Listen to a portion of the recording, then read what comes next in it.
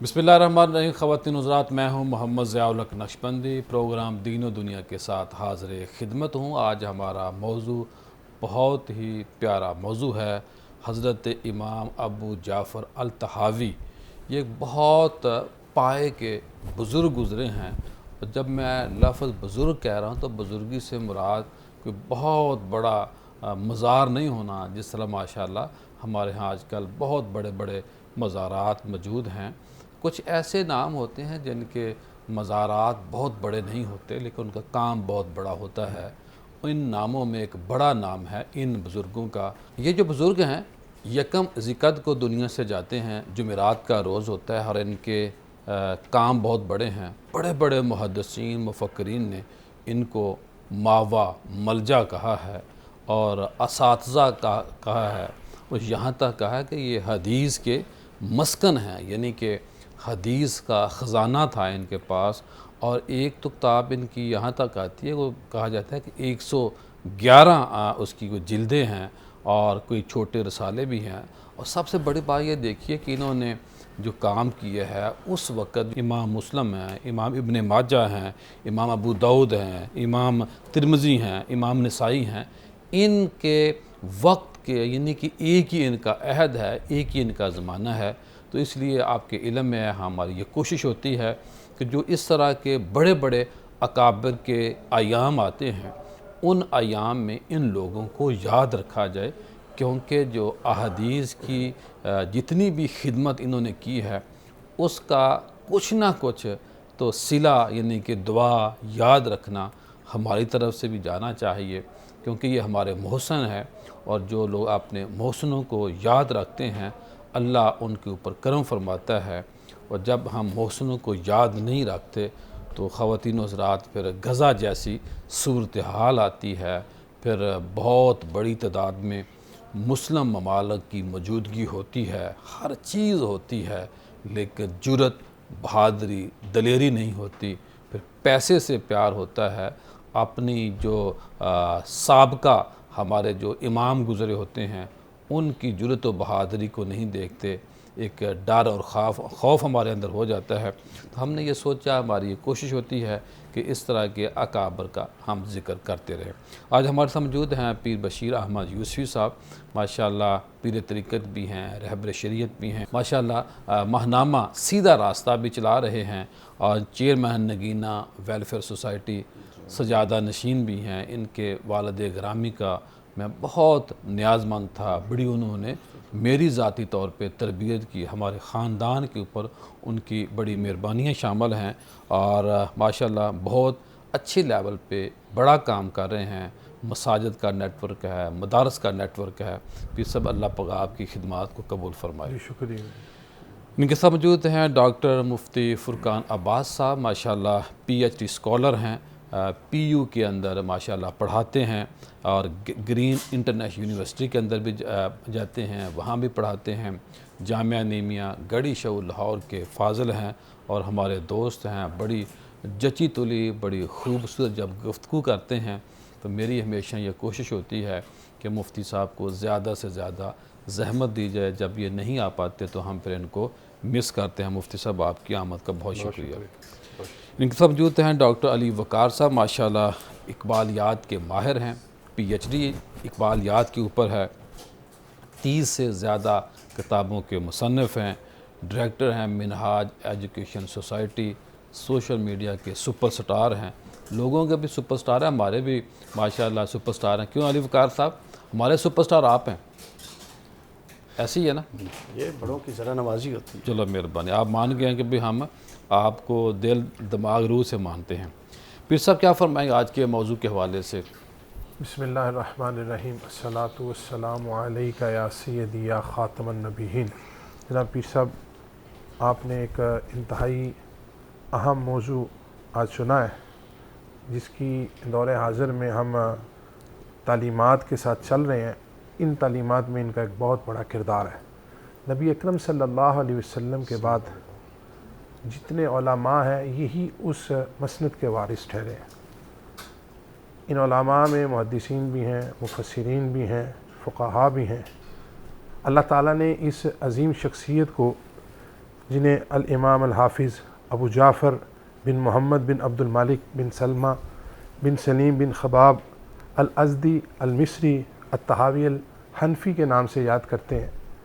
3 ہجری میں ان کا ولادت ہے اور 239 اور 237 کے قریب ان کی ولادت بتائی جاتی ہے، اور وصال ان کا 321 ہجری ہے، تقریباً 90-92 سال ان کی عمر ہے، اور انہوں نے اپنی ساری زندگی حدیث اور فقہ کے اندر بہت بڑا مقام پایا، اور نبی اکرم صلی اللہ علیہ وسلم کی تعلیمات کو پوری دنیا میں ان کی کتابوں کے ذریعے عام کیا گیا ہے۔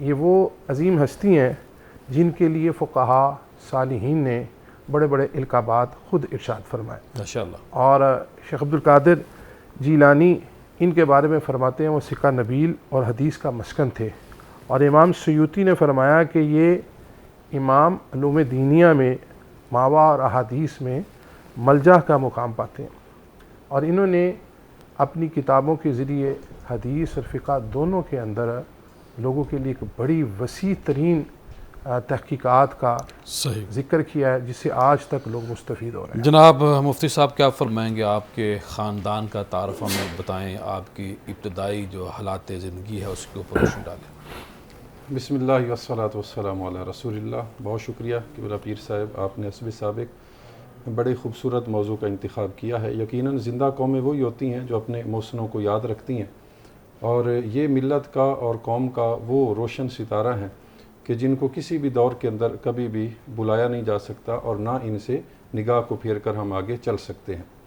یہ وہ شخصیت ہیں جنہوں نے ایسے خاندان کے اندر جنم لیا ہے جن کا پورا خاندان علم فضل کا مرکز تھا، اور علم فضل کے ساتھ ساتھ زہد و تقوی میں ان کا ایک بہت بلند مقام تھا۔ جو ان کے والد گرامی ہیں وہ بہت بڑے شاعر تھے، بہت بڑے ادیب تھے، اور بہت بڑے عالم ربانی تھے۔ یہ خود اپنے والد محترم کے بارے میں فرماتے ہیں کہ وہ استاذ الشعراء تھے ان کے والد محترم، اور ان کی جو والدہ ماجدہ ہیں ان کی علمیت کا اندازہ اس سے لگائیں کہ وہ حضرت سیدنا امام شافعی علیہ رحمہ ان کی براہ راست شاگردہ ہیں، ان کی صحبت میں بیٹھنے والی اور ان سے پڑھنے والی ہیں، اور انہوں نے سب سے زیادہ جن سے اکتساب فیض کیا ہے، علم حاصل کیا، وہ ان کے ماموں ہیں جنہیں امام مزنی کہا جاتا ہے۔ تو یہ دونوں بہن بھائی، ان کے ماموں اور ان کی والدہ، یہ امام شافعی سے براہ راست انہوں نے علم حاصل کیا، اور پھر مصر کے اندر انہوں نے امام شافعی کے فقہ کو پھیلانے کے اندر بہت بڑا کردار عطا کیا۔ انہوں نے جو تعلیمی مراحل ہیں، ابتدائی تعلیم انہوں نے اپنے علاقے میں حاصل کی۔ انہوں نے جس استاد سے قرآن مجید پڑھا ان کے بارے میں کہا جاتا ہے کہ مصر کی ایک جامع مسجد ہے، اس کے ہر ستون کے ساتھ انہوں نے پورا قرآن مجید پڑھا۔ ان کے وہ استاذ ہیں جن سے انہوں نے قرآن پڑھا۔ اس کے بعد پھر ان کے جو بھی وہاں کے ماہر اساتذہ تھے، ماہر علوم دینیہ تھے، ان کے پاس جا کر انہوں نے علم حاصل کیا۔ انہوں نے ایک علم کی خاطر سفر بھی کیا ہے۔ ظاہری بات ہے جو بندہ علم حاصل کرنا چاہتا ہے اس کے لیے سفر یہ لازمی چیز ہے، اور جتنے بھی ہمیں اکابرین ملتے ہیں ان سب نے اپنے گھر بار کو چھوڑا اور دور دراز کا سفر کیا، تو انہوں نے بھی ایک سفر کیا۔ تقریباً 2 سال یہ سفر میں رہے سرزمین شام کے اندر۔ جو شام کا لفظ ہے یہ اس دور کے اندر یہ پورا خطہ جو آج بھی جس کو ملک شام کہا جاتا ہے، اس کے ساتھ لبنان ہے، اردن ہے، فلسطین کا علاقہ ہے، یہ سارا کا سارا علاقہ اس کو شام کہا جاتا ہے۔ اس کے اندر یمن بھی شامل ہے، اس کے اندر بصرہ اور کوفہ کے علاقے بھی شامل ہیں۔ یہ پورا علاقہ انہوں نے وہاں پر تقریباً 2 سال گزارے، اور جو بھی وہاں پر ماہر علماء تھے ان کے ساتھ انہوں نے ان کے ساتھ وقت گزارا اور علم حاصل کیا۔ جی علی وقار صاحب کیا فرمائیں گے؟ علم حدیث میں جو آپ کی خدمات ہیں اس پہ آپ روشنی ڈالیں۔ بسم اللہ الرحمن الرحیم۔ امام ابو جعفر طحاوی جو ہیں ان کے کچھ امتیازات ہیں، اور ان کا جو سب سے بڑا امتیاز ہے وہ یہ ہے کہ یہ عقیدہ، حدیث اور فقہ تینوں میں تباہر رکھتے ہیں۔ امت محمدیہ صلی اللہ علیہ وسلم میں جو بڑے بڑے جلیل القدر لوگ ہیں، ایسا اجماع بہت کم ہوا ہے کہ ایک بندہ امام عقیدے میں بھی امام کے درجے پہ ہو اور اس کو بطور امام عقیدہ قبول کیا جائے، اور حدیث میں بھی اس کا یہ مقام ہو کہ اس کو امیر المومنین فی الحدیث کہا جائے، اور فقہ میں بھی اس کا مقام ہو کہ اس کو مجدد اور مجتہد سمجھا جائے۔ امام ابو جعفر طحاوی میں یہ تینوں چیزیں جمع تھیں۔ اب ان کا حدیث کا جو مقام ہے اس حوالے سے کچھ بات ہو گئی۔ دیکھیے امام ابو جعفر طحاوی حدیث اور فقہ میں ان کا خاص ذوق تھا۔ माशाल्लाह। हनफियत की तरफ उनका सफ़र बड़ा दिलचस्प है। वो बेसिकली तो शाफ़ी थे, और जिस तरह ज़िक्र हुआ कि अपने मामू जान से उन्होंने फ़िक़्ह शाफ़ी पढ़ी और उसी की तरफ उनका गालिब रुझान था। लेकिन एक बड़ा अजीब वाक़या हुआ। एक तो ये बात ज़हन-नशीन रख लें कि ये शुरू से ही वसीउल मशरब थे। इधर अपने मामू जो शाफ़ी थे उनके खुले ज़हन के मालिक थे, हाँ, उनके स्टूडेंट, और दूसरी तरफ इमाम आज़म इमाम अबू हनीफा रहमतुल्लाह अलैह के पोते इमाम इस्माइल के भी बैक वक्त शागिर्द थे। माशाल्लाह। दोनों जगहों से इन्होंने फैज़ लिया। अब इनका हनफियत की तरफ पीर साहब सफ़र बड़ा दिलचस्प है। एक बहस हो रही थी कि अगर कोई खातून मर जाए, मुर्दार खातून मर जाती है, वफ़ात हो जाती है और वो हामला होती है, उनके पेट में बच्चा होता है, तो फ़िक़्ह शाफ़ी के आइम्मा ने बाज़ ने ये मसला फतवा दिया कि पेट चाक करके उसको तकलीफ़ नहीं दी जाएगी और वो बच्चा उसके साथ मुर्दा तस्वुर किया जाएगा। अल्लाह अकबर। इन्होंने उस मजलिस में मौजूद थे, तो इन्होंने कहा कि जो फ़िक़्ह मेरी ज़िंदगी नहीं चाहती, मैं उस फ़िक़्ह पर अपनी आखिरत का इन्हिसार कैसे करूं। तो लिहाजा इन्होंने उसके बाद फिर बाद ज़ाहिर पूरा एक इल्मी सफ़र हुआ। ये बात किसी का दिल जारी करना मकसूद नहीं है। जी हाँ बिल्कुल। तो उन्होंने ये जिस तरह के इल्मी लताइफ होते हैं ना जी, वो इनका हुआ। तो इन्होंने जनाब वहाँ से फ़िक़्ह हनफ़ी का मुताला शुरू किया। इमाम अबू यूसुफ़ और इमाम मोहम्मद बिन इस्माइल अश-शेबानी रहमतुल्लाह ताला अलैह, उन्होंने जो इमाम आज़म के फतावाजात मुरतब किए थे उनको पढ़ा। अच्छा सर, एक बड़ा इंपॉर्टेंट पहलू जी, इमाम अबू जाफ़िर तहावी ये बुनियादी तौर पे शाफ़ी थे और मुहद्दिस थे, तबन मुहद्दिस थे। अच्छा, अब एक मुहद्दिस शाफ़ी का फ़िक़्ह हनफ़ी की तरफ रजू कर देना और हनफ़ी हो जाना, ये इस बात की दलील है कि जो अहनाफ पर एतराज़ होता है ना जी, कि अहनाफ की जो बुनियाद और बिना है वो राय पर है और हदीस पर नहीं। ये इमाम अबू जाफ़िर तहावी जैसे बंदे से पूछें कि जो ख़ुद हदीस का भी इमाम है और एक फ़िक़्ह का भी इमाम है, और वो उन अहादीस की रोशनी में इस्तिंबात और इस्तिदलाल के ज़रिए इतनी बड़े इमाम शाफ़ी इमाम है हमारे नज़दीक हक़ इमाम, उनको छोड़कर और वो अहनाफ की तरफ आ रहे हैं, तो आपको ख़ुद ये देखना चाहिए कि उनको इसके अंदर कितना अहमियत लगी होगी। सही। एक और अहम पहलू सर, जी फरमाइए। अकीदा तहाविया का अगर मुताला किया जाए, अभी मैं उसको वर्क गर्दानी कर रहा था, तो इनकी वसीउल मशरबी खुल के हर एक मसले में सामने आ रही थी जी। एक तो इनके अंदर ये बड़ी बात है कि ये किसी एक इमाम या किसी एक फ़िक़ी नुक्ते नज़र पर राय कायम नहीं कर लेते जब तक कि ये सब का इहाता ना कर लें, स्टडी करते हैं सबको। हाँ, और दूसरा ये कि वसीउल मशरब ये है कि इन्होंने अकीदा तहाविया के अंदर एक बाब कायम किया कि जो अहले किबला हैं उनकी तकफ़ीर के ये ख़िलाफ़ है किसी भी नुक्ते नज़र। बहुत अच्छा नुक्ता है। वो कहते हैं अहले किबला की तकफ़ीर की इजाज़त नहीं है सही। अकीदा तहाविया के अंदर। और फिर जो उम्मत के मोतदिल तबक़ात जिन्होंने इनसे आगे वो इल्म लिया, वो भी फिर इसी के कायल रहे। प्रोग्राम का सिलसिला जारी है, मिलते हैं मुख्तसर ब्रेक के बाद। ख़वातीन हज़रात, ब्रेक के बाद खुश आमदीद। बहुत ही अच्छा मौजू है और बात हम कर रहे हैं इमाम अबू जाफ़र अल तहावी, और तहावी भी बोल सकते हैं, ये अलिफ लाम की बरकत होती है, ख़ास हो जाता है इससे। और अब हमने बात करनी है कि इमाम तहावी की जो इल्म फ़िक़्ह के अंदर खिदमात हैं, पीर बशीर अहमद यूसुफ़ी साहब से मैं दरख्वास्त करूँगा इस पे वो रोशनी डालें। जी मुहतरम पीर ज़ियाउल हक़ नक्शबंदी साहब, अभी डॉक्टर साहब ने एक उनकी अपने मसलक की तब्दीली का जो खूबसूरत तरीन वाक़या, फ़िक़्ह कह लें, फ़िक़्ह में तब्दीली का मसलक सारे सच्चे हैं चारों जो फ़िक़्ह जी, एक मसलक से दूसरे मसलक में इंतकाल या तहव्वुल इसे कह लें, तावील उसमें उनकी अपनी शख्सियत एक हम भी माल की शाफी सारे ये हक पे, अपनी शख्सियत एक ऐसे अमल का ज़रिया बन गई जो एक हमेशा के लिए ख़वातीन का भी उसमें एक हक आ गया कि अगर कोई ऐसी खातून जिसको ये जो जिंदा है उसको तो बचाए ना, पहले उसको तो अल्लाह ताला ज़िंदगी दे, लेकिन कोई ऐसा मौका आ जाए तो उस बच्चे को बचाने के लिए इनकी अपना अमली जो अमल हुआ, और इसी वजह से उन्होंने इस तरफ तब्दीली भी की। और जो इस पॉइंट पे मैं एक बात और अर्ज़ करूँगा कि उन्होंने सिर्फ अपनी ज़िंदगी की बका के लिए कि मेरी ज़िंदगी जहाँ बची है मैं उसकी पैरवी करूँ, तो ये यहाँ पे अपनी नाज़रीन को, जी सियाना बंदा हमेशा ही कामयाब रहता है। और मैं अपने नाज़रीन को भी ये मैसेज देना चाहूँगा कि अगर हमारा अक़ीदा हमारी ज़िंदगी की हिफाजत कर रहा है, तो जो माँ बाप पैदा करने वाले हैं उनकी सबसे ज़्यादा हमें इज़्ज़त व एहतराम करना है। आप एक मरतबा काजी की अदालत में तशरीफ़ फरमा थे साथ उनके नायब के तौर पर, तो एक रिवायत के मुतल्लिक़ जब आपने इरशाद फरमाया कि मैं इसको बयान करता हूँ कि अल्लाह ताला मोमिनीन के लिए गैरत वाला है, اور وہ فرماتا ہے تم بھی غیرت کرو. تو اس کی سند بھی آپ نے پیش فرمائی. اور یہاں پہ جو مومنین کی غیرت ہے اس کے بارے میں یہ ہے کہ اللہ تعالیٰ چاہتا ہے کہ ایمان والے جو ہیں وہ حرام سے دور رہیں, اور ان کی ہی فقہ کے اندر جو خدمات ہیں آج تک ہمارے لیے اغیار کے بینکوں میں پیسے جمع نہ کرائیں. جی وہ تو ایک علیحدہ مسئلہ نا جی. اس وقت تو اس ٹاپک کی طرف آپ جائیں گے تو اللہ ماشاءاللہ لوگ ان چیزوں سے بچ رہے ہیں, لیکن ہمارے لیے یہ ضروری ہے کہ ہم اپنے ایسے اماموں کی زندگی کو پڑھیں اور ان کی تعلیمات سے اپنے معاملات کو درست کریں. جی مفتی صاحب کیا فرمائیں گے جو آپ کے ہم اثر اکابر ہیں یا بعد کے جو اکابر جنہوں نے ان کو پڑھا اسٹڈی کی, وہ آپ کے بارے میں کیا فرماتے ہیں؟ عموماً ایسا ہوتا ہے پیر صاحب کہ جو ہم اثر لوگ ہوتے ہیں وہ تسلیم نہیں کرتے فی زمانہ رہا فی زمانہ. وہ کہتے ہیں کہ یہ چونکہ تو ہمارا ہم اثر ہے, ہم جیسا ہے, تو اسے تسلیم نہیں کیا جاتا. لیکن بعد میں آنے والے لوگ یقیناً انہیں پڑھتے ہیں, تسلیم کرتے ہیں. لیکن ان کے ساتھ ایسا نہیں. جو ان کے ہم اثر تھے وہ بھی ان کی علمیت کے, ان کے فضل کے, ان کے علم کے وہ قائل تھے, اور وہ مانتے تھے کہ جو اللہ نے انہیں بصارت, بصیرت اور فقاہت بخشی ہے وہ کسی اور کو اس دور کے اندر نہیں بخشی گئی. اسی طرح جو بعد میں آنے والے علماء ہیں, جرح و تعدیل کے بہت بڑے امام ہیں علامہ ذہبی, وہ لکھتے ہیں کہ یہ علامہ امام ابو جعفر الطحاوی یہ امام ہیں, یہ حافظ ہیں, اور محدث کبیر کا انہوں نے لقب انہیں دیا. عموماً ایسا ہوتا ہے جس طرح ڈاکٹر صاحب نے اشارہ کیا, پیر صاحب نے اشارہ کیا, ایک آدمی کسی ایک فن میں ماہر ہوتا ہے, لیکن یہ جو علامہ طحاوی ہیں, امام طحاوی ہیں, اللہ نے انہیں ہر فن کے اندر, ہر علم کے اندر انہیں ثقات بخشی تھی. اللہ کی کتنی عطا تھی ان کے اوپر. بالکل. قرآن مجید کا علم ہو تو ان کی احکام القرآن پر ایک کتاب ہے. حدیث کی بات ہو تو شرمان الاثار دیکھیں وہ حدیث کی کتاب ہے. مشکل الاثار دیکھیں تو وہ حدیث کی کتاب ہے.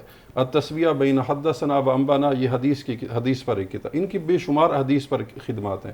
اس طرح فقہ پر دیکھیں تو فقہ ان کو صرف ایک اپنی فقہ حنفی یا فقہ شافی نہیں تھی, اور ان کا جس طرح پہلے ایک ذکر ہو رہا تھا کہ یہ شافی تھے, اور ان کا شافیت سے حنفیت کی طرف منتقل ہونا, ان کا بدلنا, ایک تو اس کی وجہ جو علماء نے بیان فرما دی.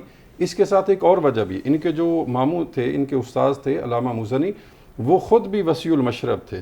وہ خود بھی بہت سارے مسائل میں اپنے استاذ سے, اپنے امام سے اختلاف رکھتے تھے, اور وہ یہ خود انہوں نے جو اپنا واقعہ لکھا ہے کہ میں شافیت سے حنفیت کی طرف کس طرح آیا.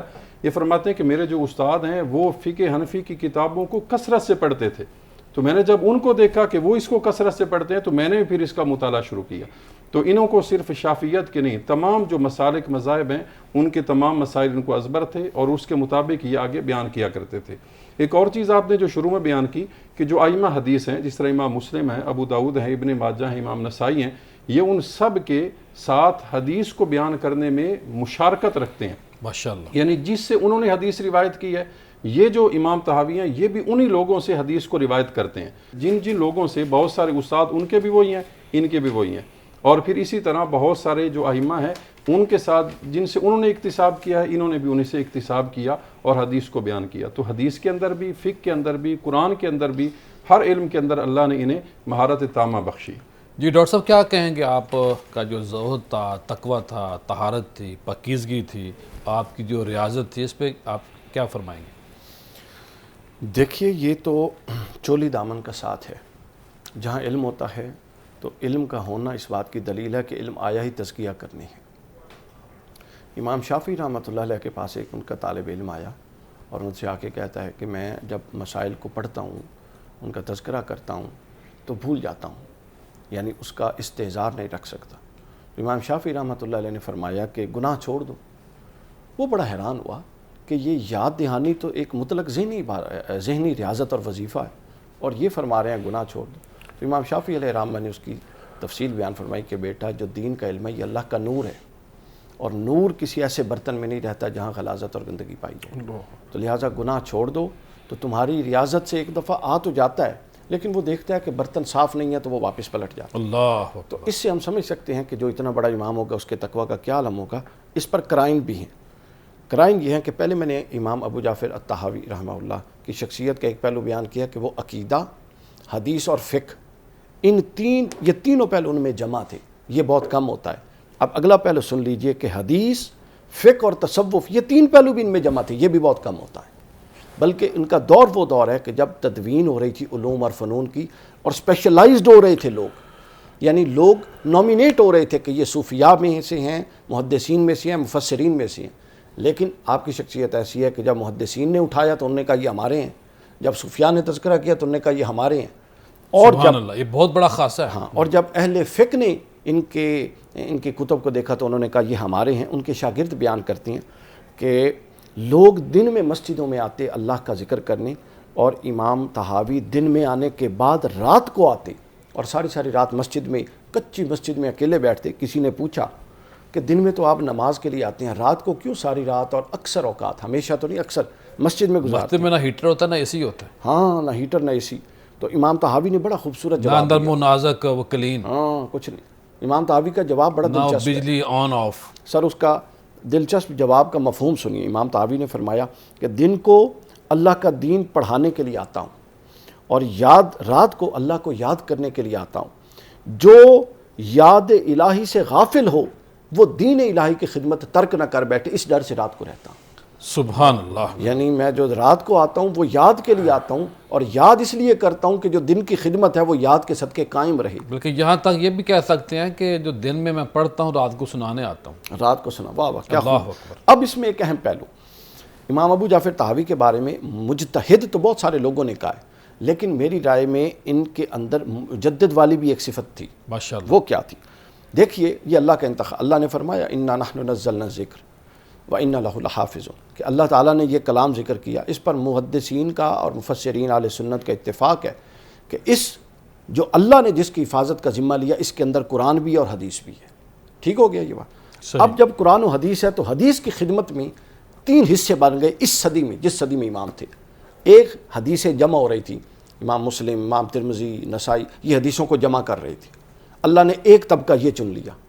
پھر حدیث کی خدمت کا دوسرا طبقہ یہ چنا اور ان کے دل میں یہ ڈال دیا کہ وہ تنقیح کریں. بنو امیہ کے دور میں جو گند ڈالا گیا اور حدیثیں وضع ہو گئیں، انہوں نے تنقیح کی طرف لگا دیا.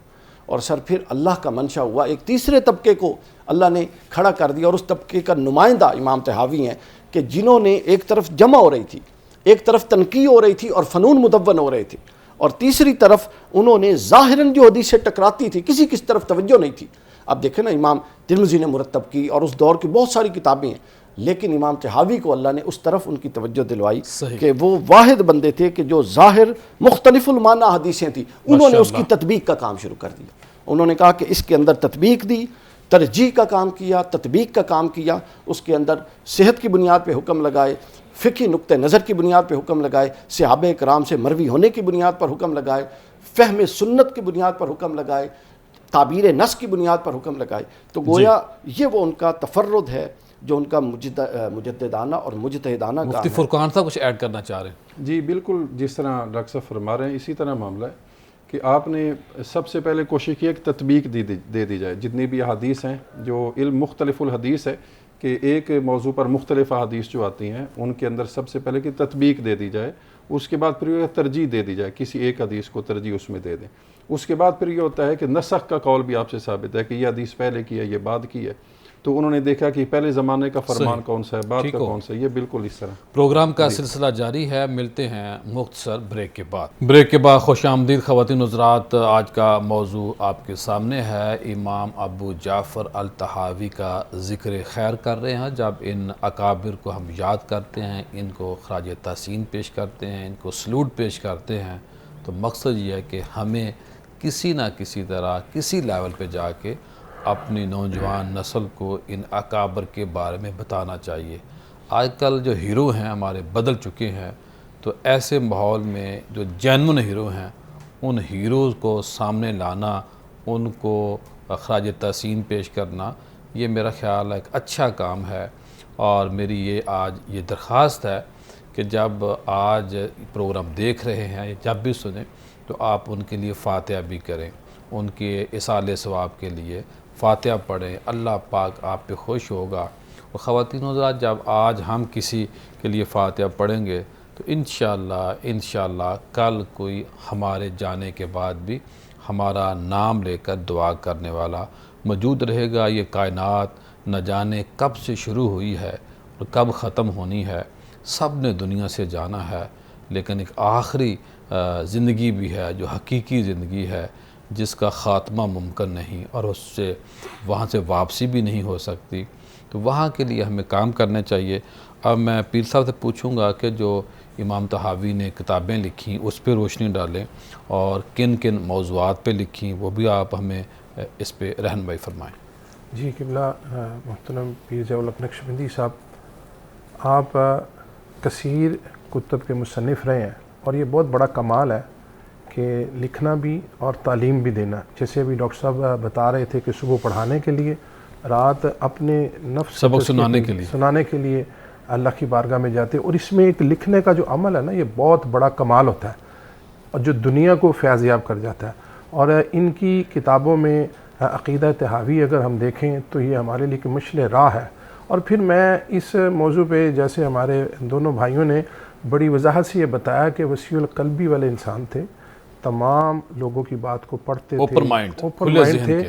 اور اس وقت اگر ہم اپنا سوشل میڈیا دیکھیں نا، تو ہم اس قدر ذلت میں گر چکے ہیں کہ ہم نے ایمانیات کو چھوڑ دیا ہے اور ذاتیات پہ ہم ایک دوسرے کے دشمن بن گئے ہیں۔ اگر ہم اپنے ان بڑوں کی کتابوں کو پڑھیں، ان کی ذہنیت کو دیکھیں، تو ہمیں بھی اللہ تعالیٰ ذہن کو وسیع کر دے گا، قلب کو وسیع کر دے گا۔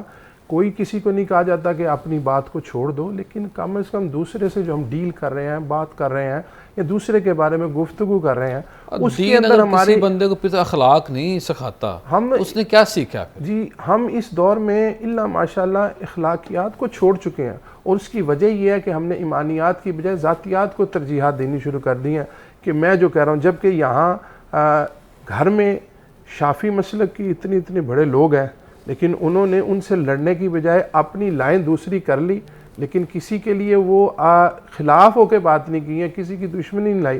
اور ان کی تمام کتابیں جتنی بھی انہوں نے 29 کے قریب جن کا ذکر ہے، اس میں تمام معاملات میں حدیث ہے، فقہ ہے، اصول فقہ ہے، تفسیر ہے، سب میں ہی انہوں نے بڑا وسیع قسم کا خزانہ قوم کے لیے، امت کے لیے دیا ہے۔ اس کے اوپر اگر ہم توجہ سے کام کریں، اور ضروری طور پر جو لوگ آج کسی سپیکر کے طور پر، امام کے طور پر، خطیب کے طور پر کسی چینل پر بیٹھتے ہیں، ان کو ایسے وسیع القلب لوگوں کی گفتگو کو پڑھنا چاہیے کہ اگر اختلاف بھی کسی بات پہ ہو تو اس انداز میں ہو کہ جس کی ذلت نہ بنے بلکہ بہتری بن جائے۔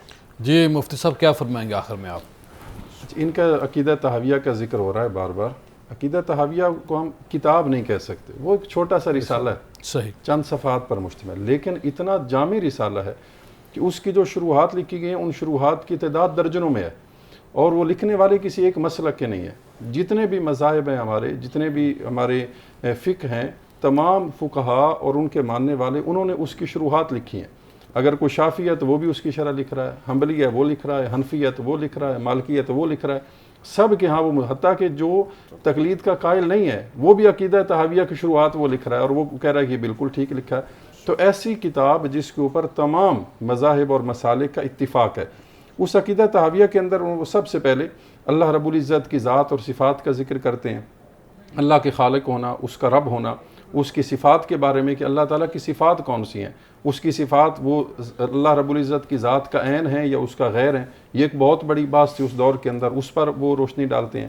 پھر حضور نبی کریم صلی اللہ علیہ وآلہ وسلم کی جو شان ہے، آپ کی شان خاتمیت ہے، خاتم النبیین ہونا ہے، اور اسی طرح آپ کی دیگر جو اللہ رب العزت کے ہاں جو مقام ہے اس کو آپ ذکر کرتے ہیں۔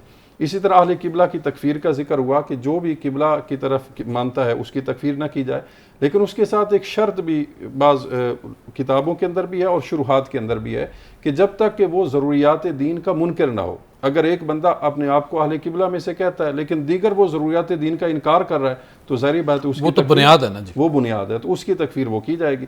اسی طرح اس کے ساتھ ساتھ پھر آخر میں جنت اور دوزخ کا برحق ہونا، اور اس کے ساتھ ساتھ انسان کا قبر کے اندر عذاب ہونا یہ برحق ہے، قبروں سے اٹھنا برحق ہے، جنت اور دوزخ یہ مخلوق ہیں جو پیدا کی جا چکی ہیں۔ تو یہ ساری چیزیں قرآن مجید پر انہوں نے بڑی پیاری بات کی ہے۔ قرآن مجید یہ اللہ کا کلام ہے، اور یہ کلام باری تعالیٰ جو ہے یہ اللہ رب العزت کا کلام ہے، اور یہ مخلوق نہیں ہے، اللہ کا کلام ہے لیکن یہ مخلوق نہیں ہے۔ تو اس طرح انہوں نے عقیدہ طحاویہ کے اندر جو بھی اہل اسلام کے بنیادی عقائد ہیں ان کو صرف ذکر نہیں کیا، یہ وہ عقائد ہیں جو قرآن اور سنت کا نچوڑ ہیں، مغز ہیں، اور ایسا مغز ہیں جس پر تمام مسالک وہ متحد اور متفق ہیں۔ جی علی وقار صاحب کیا فرمائیں گے، جب بندہ دنیا میں آتا ہے تو وہ خود رو رہا ہوتا ہے، اور جو والدین ہوتے ہیں، جو گھر والے ہوتے ہیں، وہ ہنس رہے ہوتے ہیں. اور وہی جو صوفی ہوتا ہے، جو بندہ نیک دنیا سے جاتا ہے، یا کوئی بھی بندہ دنیا جاتا ہے، تو نیک بندے خاص طور پہ یہ بات ہے کہ وہ ہنس رہا ہوتا ہے، لوگ رو رہے ہوتے ہیں جو اس کو قبرستان الوداع کرنے جاتے ہیں. تو مجھے آپ کے وصال کے حوالے سے آپ سے سوال کرنا ہے، اور ساتھ یہ بھی بتائیے کہ جب نیک پارسا لوگ دنیا سے جاتے ہیں تو امت کا، پیچھے رہ جانے والوں کا کیا نقصان ہوتا ہے؟ کیا فرمائیں گے آپ؟ دیکھیے، کچھ لوگ جو ہیں وہ اللہ کے منتخب کردہ بندے ہوتے ہیں، جن سے اللہ رب العزت وہ کام دیتا ہے جو ان کے دور کی تو ضرورت ہوتا ہی ہے، لیکن وہ بعد والوں کے لیے بھی مشعل راہ ہوتا ہے. تو ہمارے ہاں جو لوگ آ کے چلے جاتے ہیں، ان کے جو انہوں نے ہمارے لیے محنتیں کی، ریاستیں کی، ان کا حق ادا کرنے کا، اپنے محسنوں کو یاد کرنے کا جو طریقہ ہے وہ مردہ قوموں والا ہے، زندہ قوموں والا نہیں ہے. زندہ قومیں اپنے محسنوں کو صرف یاد نہیں کرتی کبھی کبھار. ہم تو خیر یاد ہی بھول گئی. یہ تو چلے آپ کے پروگرام کی وساطت سے ذکر ہو جاتا ہے. مجھے بتائیں کتنی دفعہ امام ابو جعفر طحاوی کا تذکرہ ہوتا ہے؟ کوئی نہیں کرتے. کوئی نہیں کرتا. ہم تو ذکر ہی نہیں کرتے، اور اگر کوئی ذکر ہوتا ہے تو ذکر بھی کافی. ہمارے جمعے کے جو خطبات ہیں ان لوگوں سے خالی ہیں، یہ موضوع ہم نہیں رکھتے. بالکل نہیں رکھتے. اب پرابلم کیا ہے میں بتاتا ہوں. پرابلم یہ ہے، اور ہر جو جمعہ پڑھانے والا دوسرے کو کال کر رہا ہوتا ہے کہ آج موضوع کیا ہے، مجھے چیزیں پہ بھیج دیں. محنت نہیں ہم کرتے. ہاں. اب پرابلم یہ ہے کہ ہم نے، ایک تو یہ ہے کہ ان کا تذکرہ ہی نہیں کرتے، دوسرا یہ کہ اگر کوئی تذکرہ کرتا ہے تو کیا ان کا حق ادا ہو گیا؟ نہیں ہوا. ہم تو مقروض ہیں، قرض اتر سکتا ہی نہیں ہے. اب میں بتاتا ہوں، ایک طالب علم کے لیے امام ابو جعفر طحاوی کے حوالے سے جب میں مطالعہ کر رہا تھا تو میں نے ایک ترتیب بنائی 6 چیزوں کی نا، اور یہ ترتیب ویسے نہیں بنائی، جیسے سامنے چیزیں آ رہی تھی تو میں نے لکھ لی. صحیح. امام ابو جعفر طحاوی آج کے نوجوان کے لیے کیسے آئیڈیل ہے، یہ ہے اس کا موضوع. دیکھیے، سب سے پہلے ان کی زندگی کا جو وصف تھا وہ کثیر مطالعہ تھا. ہم کتنے لوگ ہیں زیادہ پڑھنے والے تھے؟ عوام کو تو چھوڑیں، جو علماء ہیں وہ کتنے پڑھتے ہیں. ہمیں معلوم ہے، ہم بیٹھتے اٹھتے ہیں، ٹھیک ہے، اندازہ ہو جاتا ہے کہ انہوں نے آخری دفعہ کتاب کب کھولی.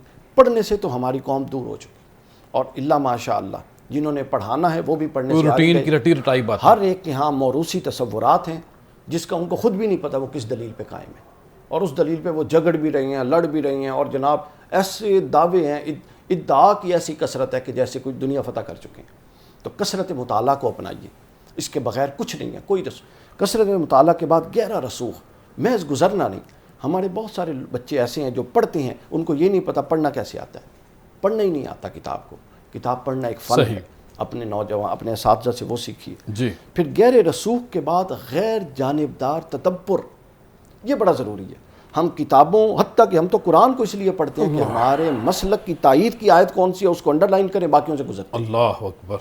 تو غیر جانبدار تدبر ہماری قومی اور اپنا مذہبی زندگی سے نکلتا جا رہا ہے. یہ امام ابو جعفر طحاوی میں بہت غالب پہلو تھا. اس کے بعد تقویٰ اور مثبت سوچ، کسی کو جانبداری سے نہیں دیکھنا، باطن کو صاف رکھنا ہے، اور ہر ایک کی دلیل کو معیار پر پرکھنا ہے. پھر اس کے بعد ان 4 مرحلوں سے گزر کے کثرت مطالعہ، گہرا رسوخ، غیر جانبدار تدبر، تقویٰ اور مثبت سوچ کے بعد ایک نئی رائے کا قیام. جب تک آپ نئی ایجاد کی طرف اور نئے افکار و نظریات کی طرف نہیں جاتے تو اب تک آپ بات آگے نہیں بڑھا سکتے. صحیح. علامہ اقبال نے کہا تھا کہ جو عالم ایجاد میں ہو صاحب ایجاد، ہر دور میں کرتا ہے طواف اس کا زمانہ. ہم نے اسلاف کے انہی عقائد و نظریات کو جو دین کی حیت اصلیہ ہیں، انہی کو حیت قضائیہ کے طور پہ اپنے عصری چیلنجز اور مثال پہ آ جائیں. ہاں، عصری معاملات کے اس کے سامنے دیکھنا، اس تناظر میں اس کو پیش کرنا. اب وصال میں نے بتا دیا، امام ابو جعفر تھا عام بندے کا وصال. عام بندہ عاموں کی طرح آتا ہے اور چلا جاتا ہے، خاص لوگ خاصوں کی طرح آتے ہیں اور خاصوں کی طرح جاتے ہیں.